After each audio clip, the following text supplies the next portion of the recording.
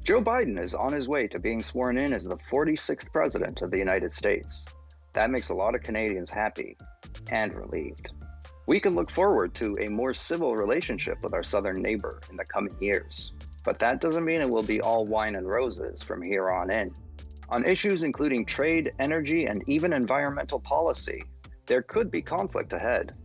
Some parts of Canada's economy will do better under Biden than others. Let's take a look at the likely winners and losers. It's almost certain Joe Biden will adopt policies shifting the country towards green energy. Under a Biden administration, Canadian policies like provincial and federal carbon taxes and cap-and-trade schemes would be more aligned with the US. That means Canadian businesses may not face a disadvantage competing against US companies that don't have the same carbon costs. A US push for renewables would mean a massive new market for the green energy sector, which is estimated to employ some 300,000 Canadians. Joe Biden has promised to start moving the US away from oil, and he's promised to cancel the Keystone XL pipeline from Canada to the US.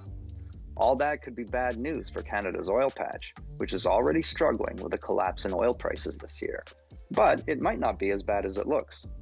For one thing, it looks like Republicans will retain control of the Senate, so Biden won't be able to pass aggressively anti-oil policies. In this case, the gridlock in Washington might actually help out Canada's oil producers. But at this point, Canada's major oil and gas producers are already working towards low-carbon energy generation. The parts of Canada where people rely on jobs in heavy industry, such as Hamilton and Greater Montreal, can expect to see relatively better times ahead. Joe Biden is likely to maintain some of the protectionist measures from the Trump era, including tariffs on China, but he's unlikely to engage in tariff wars on Canadian steel and aluminum and threaten Canada's auto parts industry the way his predecessor did. Canada has long made high immigration levels a part of its economic strategy, and right now, with the borders shut due to COVID-19, that part isn't working very well. Joe Biden likely won't help things. The Trump White House was actually good for Canadian immigration policy. Trump placed limits on work visas for skilled immigrants, so American companies expanded their presence in Canada to take advantage of Canadian immigration policy. Now that trend could reverse itself. Joe Biden is expected to liberalize US immigration policy.